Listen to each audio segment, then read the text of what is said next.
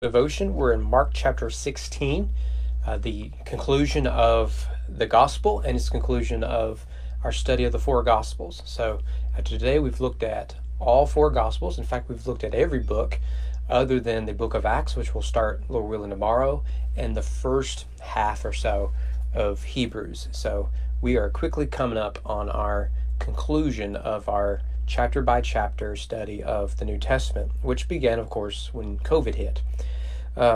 Let's begin here right from the beginning, verse 16. Of course, we're looking at the resurrection. When Sabbath was passed, I just want to pause there briefly because it's easy to overlook that. Remember that they broke the legs of the thieves next to Jesus because Sabbath was coming. Sabbath starts in the evening, not in the morning, so it's evening and morning, right? But Jesus was already dead. They had to do that because you couldn't have hanging bodies on the Sabbath. It ruins the Sabbath. So Jesus dies on Friday and is buried. He literally rests on the Sabbath. He rests on Saturday. And then Sunday morning, he's raised from the dead. Now, that may just sound like a mere historic detail, but it's actually significant theologically. We've talked about this some, is that you have a retelling of the creation story. So you have the day of man, the sixth day, is the day that Christ dies for man. And then the day of rest is the day that Jesus is lying in the tomb. And it is the first day of the week by which Christ is risen from the dead, which is a new creation. And this is the story of the gospel. So in the New Testament, you get new creation language all the time. Paul will say we are new creatures. In Revelation, you may recall, we saw new heavens, new earth, new Jerusalem, new temple, new city, all that. So that detail is significant. So the Sabbath has passed. It's Sunday morning. This is why we worship on Sunday morning. We'll see this in Acts as well. We worship on Sunday morning, not because it's the Sabbath. It's actually the first day of the week, but because we remember that Christ is risen from the dead. So every Sunday is Easter. If only we would act like it. And then we see the women who come, Mary Magdalene, Mary the mother of James, and Salome. They bring spices. Now remember that Jesus has already been anointed for burial. That goes back to, I believe it's chapter 12, maybe. So they come here to anoint him. They couldn't do it on the Sabbath because it's the day of rest. So they get up the first thing on Sunday. And they're going to go anoint Jesus. And so the detail here is important because they are not anticipating Jesus coming back from the grave. They are still grieving, they're still in mourning, and they go to do their part in preparing him for burial in his final rest. Verse 2, and very early on the first day of the week, when the sun had risen, they went to the tomb. Now, I want to highlight that because in English, it's kind of ironic, isn't it? They got up the morning when the sun had risen, S-U-N and S-O-N.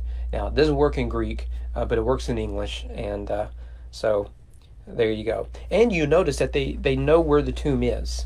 We talked about this yesterday with the conclusion of Mark 15. Mark wants the reader to know Jesus really did die, he really was buried, and people knew where he was buried at. So they're not going to the wrong tomb or anything like that. They know exactly where he's buried, and that is where they are going. When they get there, they ask, well, ladies, we didn't think this through. We got to remove the big stone. How are we going to do that? Don't forget there's Roman guards next to the tomb and everything else. And so this is very similar to Isaac asking the question, while he's marching up to the mountain, where is the lamb, right? And here the answer is the same as it was there. God will provide. God will provide a way for them to look in the tomb.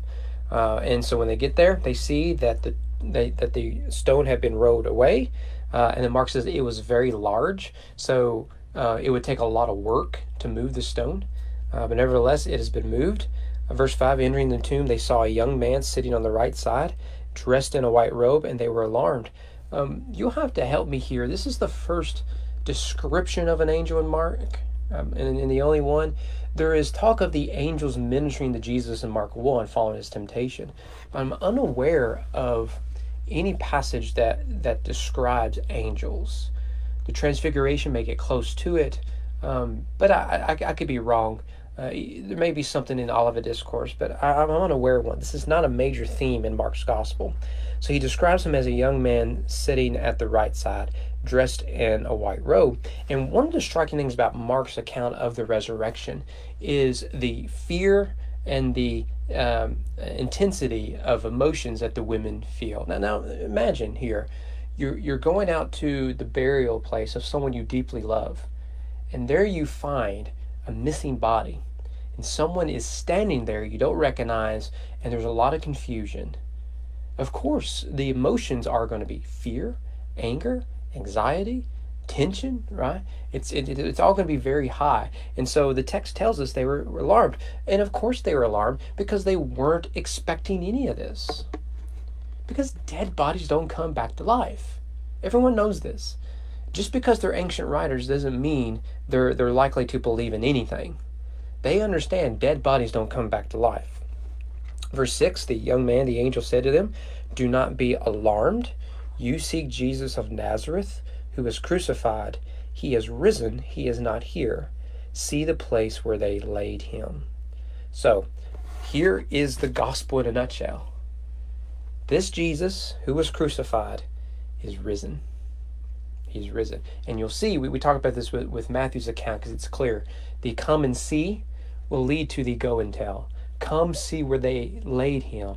Now go and tell the disciples. That's verse 7. Go tell his disciples and Peter that he is going before you Galilee. It's striking that it's tell the disciples and tell Peter. Isn't Peter among the disciples? It seems redundant that the angel here is repeating himself. And yeah, most scholars believe it's a particular grace towards Peter following his denial.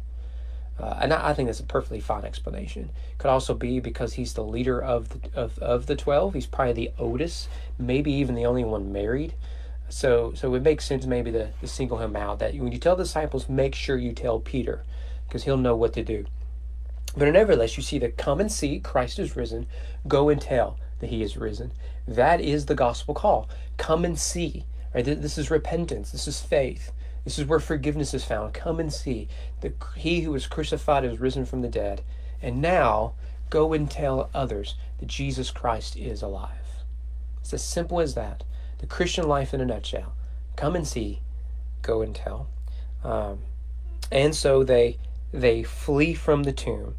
Notice the mixed emotions. They are trembling and astonished. And then they go and tell the disciples. Now, I'm aware of some of the manuscript issues with verse 9 to 20, so I don't want to dwell on that. What I want us to conclude our study of Mark is right there. Come and see that he is risen. Go and tell that he is alive. That is the Christian faith in a nutshell. Lord willing, we'll see you guys here tomorrow. We'll see Christ ascended, where he's seated at the right-hand throne of the Father. See you then.